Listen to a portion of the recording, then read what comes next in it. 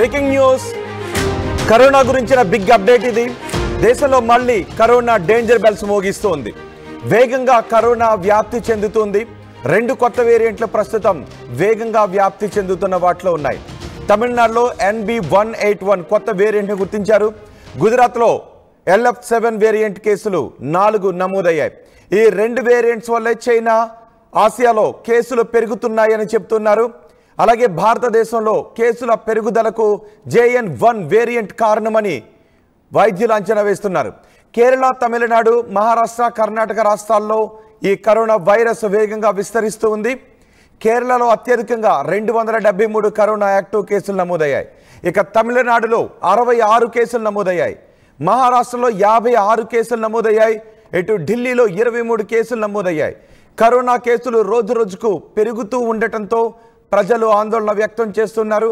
అయితే ప్రమాణాలు పాటిస్తే సరిపోతుంది, ఆందోళన వ్యక్తం చేయొద్దు, ప్యానిక్కి గురి కావద్దు అని చెబుతూ ఉన్నారు వైద్యులు. కానీ సోషల్ డిస్టెన్స్ పాటించటం, మాస్కులు ధరించడం, తరచూ చేతులను శుభ్రం చేసుకోవటం, తుమ్ము, దగ్గు లాంటివి వస్తే నోటికి ముక్కుకి అడ్డు పెట్టుకొని తుమ్మటం లాంటివి చేయండి అని చెప్తున్నారు. ఒకవేళ కరోనా లక్షణాలు ఉంటే మాత్రం వెంటనే టెస్ట్ చేయించుకొని వైద్యులను సంప్రదించడం మంచిది. ప్యానిక్కి మాత్రం గురి కావద్దు. కానీ సోషల్ డిస్టెన్స్ లాంటివి పాటించడం, మాస్కులు పెట్టుకోవడం లాంటివి చేయటం మంచిది అని వైద్యులు సూచిస్తున్నారు. అలాగే గుంపుగా ఉన్న చోటుకి కూడా వెళ్లకుండా ఉండటం, గుంపుగా ఉన్న చోటుకి వెళ్ళడాన్ని సాధ్యమైనంత వరకు తగ్గించడం మంచిది అని కూడా చెప్తున్నారు. ఎందుకంటే కరోనా కేసులు దాదాపు అన్ని రాష్ట్రాల్లో నమోదవుతున్న పరిస్థితులు కనిపిస్తుంది. ఒక్కొక్క రాష్ట్రంలోనూ పెరుగుతున్న కరోనా కేసులు రికార్డ్ అవుతూ ఉన్నాయి. మహారాష్ట్రలో 56 కేసులు నమోదయ్యాయి. ఢిల్లీలో 23 కేసులు నమోదయ్యాయి. కేరళలోనే అత్యధికంగా 273 కేసులు నమోదయ్యాయి. గతంలో కూడా కేరళలోనే అత్యధిక కేసులు నమోదైన పరిస్థితులు మనం చూసాం. గతంలో కరోనా వ్యాప్తి ఎక్కువగా ఉన్న సమయంలో కూడా కేరళ రాష్ట్రంలోనే ఈ కేసులు ఎక్కువగా నమోదయ్యాయి. ఇప్పుడు కూడా కరోనా కేరళ రాష్ట్రంలోనే అత్యధికంగా ఎక్కువ కేసులు నమోదవుతున్నాయి. కేరళలో ఏకంగా 273 కేసులు నమోదయ్యాయి. ఇటు తమిళనాడులో 66 కేసులు నమోదయ్యాయి. మహారాష్ట్రలో 56, ఢిల్లీలో 23 కేసులు నమోదయ్యాయి. కర్ణాటకలో 36 యాక్టివ్ కేసులు ఉన్నాయి. మహారాష్ట్ర థానేలో కోవిడ్తో 21 సంవత్సరాల యువకుడు మృతి చెందడం ఆందోళన కలిగిస్తోంది. బెంగళూరులో కరోనాతో 84 సంవత్సరాల వృద్ధుడు మృతి చెందినట్టుగా తెలుస్తోంది. గత వారంలో ముంబైలో 2 కరోనా వ్యాధితో మృతి చెందారు అని చెబుతున్నారు. ఈ నేపథ్యంలో టెస్ట్లను పెంచుతూ ఉన్నారు. టెస్టులు చేయడానికి ఇన్ఫ్రాను కూడా సిద్ధం చేస్తున్నారు. ఒకవేళ ఈ కరోనా కేసులు పెరుగుతున్న దేశాల నుంచి ఎవరైనా వస్తే వాళ్ళు హోమ్ క్వారంటైన్లో ఉండటం కొన్ని రోజులు మంచిది అని చెప్తున్నారు. జనాల్లో వాళ్ళు కలవడం కంటే హోమ్ క్వారంటైన్లో ఉండటం మంచిదని చెప్తున్నారు. ఏవైనా లక్షణాలు ఉంటే దగ్గు, జ్వరం, ఒళ్ళు నొప్పులు, తుమ్ములు, ఇలాంటి కరోనా స్మెల్ పోవడం, ఇలాంటి లక్షణాలు ఏమైనా ఉంటే వైద్యులను సంప్రదించడం మంచిది అని వైద్యులు చెప్తున్నారు. సో మొత్తానికి దేశంలో కరోనా కేసుల సంఖ్య పెరుగుతూ ఉంది. ఒక్కొక్క రాష్ట్రంలోని కరోనా కేసుల సంఖ్య పెరుగుతుంది. కేరళలో ఈ కేసులు అత్యధికంగా ఉన్నాయి. ఎవరైనా కేరళకు వెళ్ళొచ్చిన వాళ్ళకి లక్షణాలు ఉంటే వాళ్ళు కూడా టెస్ట్ చేయించుకోవడం మంచిది. మా ప్రతినిధి మధు ఉన్నారు పూర్తి సమాచారం అందించడానికి. మధు, కరోనా కేసులు రోజు రోజుకు పెరుగుతున్న విధానమే మనకి కనిపిస్తోంది. ఈ నేపథ్యంలో కేంద్ర రాష్ట్ర ప్రభుత్వాలు ఎటువంటి సూచనలు చేస్తూ ఉన్నాయి? గతంలోనే కోవిడ్ తో ప్రపంచం అంతా ఇబ్బందులు ఎదుర్కొంది. దానివల్ల జాగ్రత్తలు పాటించినటువంటి పరిస్థితి ఇప్పుడు మళ్ళీ వేగంగా కేసుల సంఖ్య పెరుగుతుండడం పైన చర్చ కొనసాగుతా ఉంది. తమిళనాడులో, తర్వాత గుజరాత్ లో కొత్త వేరియంట్లు గుర్తించినట్టుగా తెలుస్తా ఉంది. అధికారులు అప్రమత్తం చేస్తా ఉన్నారు.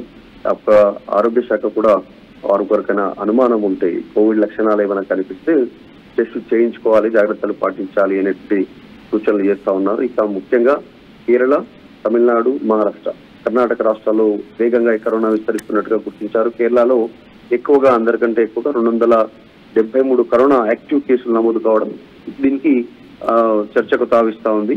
తమిళనాడులో 66, మహారాష్ట్రలో 56, ఢిల్లీలో 23 కేసులు, కర్ణాటకలో 36 యాక్టివ్ కేసులు నమోదైనట్టుగా తెలుస్తా ఉంది. మహారాష్ట్ర థానేలో కూడా కోవిడ్ తో 21 ఏళ్ల యువకుడు చనిపోవడం అనేటువంటిది చర్చకు కారణమైంది. దాంతోపాటు బెంగళూరులో కూడా మరొక వృద్ధుడు, 84 ఏళ్ల వృద్ధుడు మృతి చెందడం అనేటువంటిది చర్చ జరుగుతూ ఉంది.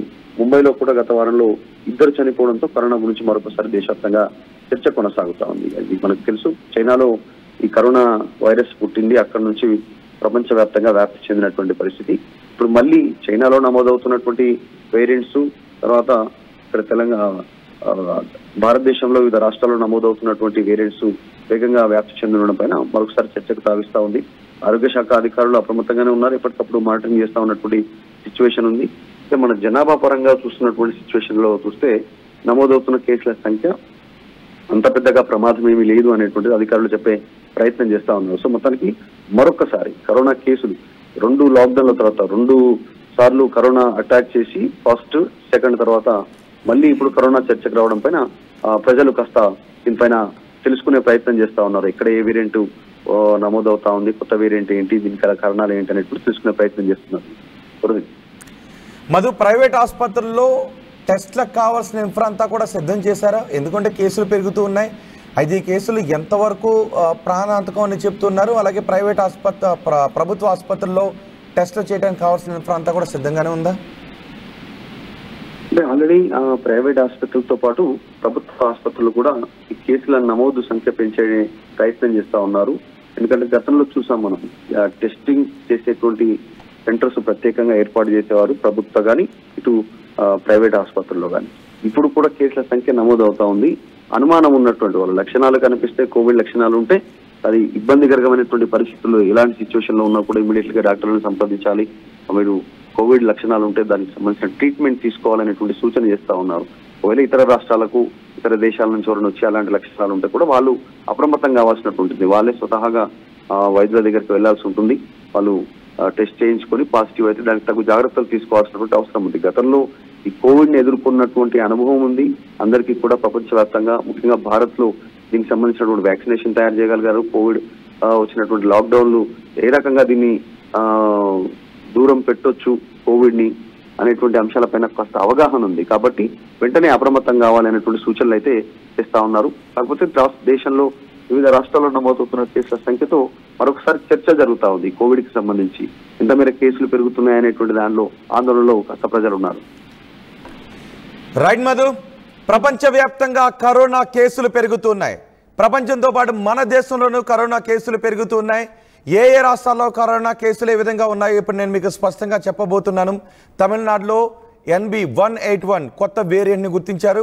గుజరాత్లో LF7 వేరియంట్ కేసులు పెరుగుతున్నాయి. ఈ 2 వేరియంట్స్తో పాటు మరో వేరియంట్ కూడా వ్యాప్తి చెందుతుంది. అయితే ఈ 2 వేరియంట్ల వల్ల విదేశాల్లో అంటే చైనా, ఆసియాల్లో ఈ కేసుల పెరుగుదల ఎక్కువగా ఉందని చెప్తున్నారు. ఇండియాలో మాత్రం JN1 వేరియంట్ ఈ కరోనా కేసుల పెరుగుదలకు కారణంగా చెప్తున్నారు. అయితే ఇది ఎంతవరకు ప్రాణాంతకం అనే విషయంపై కూడా పరిశోధనలు చేస్తూ ఉన్నారు. గతంలో కరోనా ప్రపంచ మహమ్మారిగా ఏ విధంగా మారిందో, లక్షలాది మందిని ఏ విధంగా పొట్టన పెట్టుకుందో, ప్రపంచాన్ని ఏ విధంగా స్తంభింపచేసిందో మనకి గుర్తే ఉంది. కనీసం ఇంట్లో నుంచి కాలు బయటకు పెట్టడానికి అవకాశం లేకుండా చేసింది. లాక్డౌన్, ప్రపంచం మొత్తం లాక్డౌన్లోకి వెళ్ళిపోయేలా చేసింది. ఇప్పటికీ కూడా కొన్ని కంపెనీలు వర్క్ ఫ్రమ్ హోమ్నే చేస్తున్నాయంటే దానికి కరోనా సమయంలో వర్క్ ఫ్రమ్ హోమ్నే ఇప్పటికీ కొనసాగిస్తూ ఉన్నారు. సో కరోనా ప్రపంచవ్యాప్తంగా ఎటువంటి విషాదాన్ని కలిగించిందో మనకి గుర్తే ఉంది. 2019, 2020, 2021 సంవత్సరాల్లో కరోనా కారణంగా అయిన వాళ్లను, స్నేహితులను, తెలిసిన వాళ్లను ఏ విధంగా ప్రపంచం కోల్పోయిందో మన కళ్ళ ముందు ఇంకా మెదులుతూనే ఉంది. ఇప్పుడు మరోసారి కరోనా వ్యాప్తి చెందుతూ ఉండటంతో, కరోనా కేసులు పెరుగుతూ ఉండటంతో ప్రపంచం ఆందోళన వ్యక్తం చేస్తూ ఉంది. ఈ కరోనా వేరియంట్ కారణంగా ఇప్పుడు పెరుగుదలకు కారణమవుతున్న ఈ వేరియంట్ ఎంతవరకు ప్రాణాంతకం అనే విషయంపై కూడా పరిశోధనలు చేస్తున్నారు. అయితే కేరళ, తమిళనాడు, మహారాష్ట్ర, కర్ణాటక రాష్ట్రాల్లో ఈ కరోనా కేసులు వేగంగా వ్యాప్తి చెందుతున్నాయి. కేరళలోనే అత్యధికంగా ఈ కరోనా కేసుల వ్యాప్తి ఎక్కువగా ఉంది. సో కేరళకు వెళ్ళొచ్చిన వాళ్ళు ఎవరికైనా ఈ లక్షణాలు ఏమైనా ఉంటే మీరు టెస్ట్ చేయించుకోవటం మంచిది. అలాగే విదేశాలకు, ఏ దేశాల్లో అయితే కరోనా కేసులు పెరుగుతున్నాయో ఆ దేశాలకు వెళ్ళొచ్చిన వాళ్ళు ఎవరైనా ఉంటే వాళ్ళు కొన్ని రోజులు హోమ్ క్వారంటైన్ అవటం మంచిది అని సూచిస్తున్నారు. కరోనా యాక్టివ్ కేసులు తమిళనాడులో 66 ఉన్నాయి, మహారాష్ట్రలో 56 ఉన్నాయి, ఢిల్లీలో 23 కేసులు ఉన్నాయి, కర్ణాటకలో 36 కేసులు ఉన్నాయి. మహారాష్ట్ర తానేలో కోవిడ్ కారణంగా 21 సంవత్సరాల యువకుడు మృతి చెందాడు. అతనికి ముందు ఎటువంటి మరో రకమైన వ్యాధులు లేవు, కేవలం కరోనా కారణంగానే చనిపోయాడు అని చెబుతున్నారు. ఇటు బెంగళూరులో కరోనాతో 84 సంవత్సరాల వృద్ధుడు మృతి చెందాడు. కరోనా వ్యాప్తి ఎక్కువగా వృద్ధులపైన, లేదా ఇతర వ్యాధులు ఉన్న వాళ్ళపైన ఈ కరోనా ఎక్కువగా ప్రభావం చూపించే అవకాశం ఉంటుంది. గతంలో కరోనా చిన్నపిల్లలపై ఎటువంటి ప్రభావాన్ని చూపించలేదు. కానీ బలహీనంగా ఉన్నవాళ్ళు, ఇతర అనారోగ్య సమస్యలు ఉన్నవాళ్ళు, వృద్ధులు ఈ కరోనా కారణంగా ఎక్కువగా ఎఫెక్ట్ అయ్యే అవకాశం ఉంటుంది. కాబట్టి వాళ్ళు మరింత జాగ్రత్తగా ఉండటం మంచిది. కరోనా ఈ వేరియంట్ ఎంత ప్రాణాంతకము అన్న దానిపై ఇంకా పూర్తి వివరాలు రావడం లేదు. దానిపై పరిశోధనలు చేస్తున్నారు. సో ఇది ఎంత ప్రాణాంతకంగా మారే అవకాశం ఉంటుందని తెలియజేసేంత వరకు కూడా కొంచెం జాగ్రత్తగా ఉండటం బెటర్. చాలామంది బూస్టర్ డోసులు తీసుకున్నారు, కొంతమంది 2 డోసుల తర్వాత బూస్టర్ డోసు తీసుకోలేదు. మరికొంతమందిలో కరోనా చివరగా వచ్చిన వేరియంట్ కొంతమందిలో ఇమ్యూనిటీని పెంచింది, అది ప్రాణాంతకం కాకపోయినా ఇమ్యూనిటీకి కారణం అయింది అని వైద్యులు సూచించారు. కానీ ఇప్పుడు వ్యాప్తి చెందుతున్న ఈ కరోనా వేరియంట్ ఎంత ప్రాణాంతకమో ఇంకా తెలియదు. కాబట్టి అందరూ కొంచెం జాగ్రత్తగా ఉండాలి. ఇతర వ్యాధి లక్షణాలు, షుగర్తో పాటు ఏదైనా ఇతర వ్యాధి లక్షణాలు ఉన్న వాళ్ళు మాత్రం ఖచ్చితంగా మాస్క్ వాడండి. గుంపులుగా ఉన్న జనాల్లోకి వెళ్లకుండా ఉండడం బెటర్. వ్యాధి లక్షణాలు కనిపిస్తే ఆసుపత్రికి వెళ్ళి డాక్టర్ని కన్సల్ట్ చేయటం మంచిది.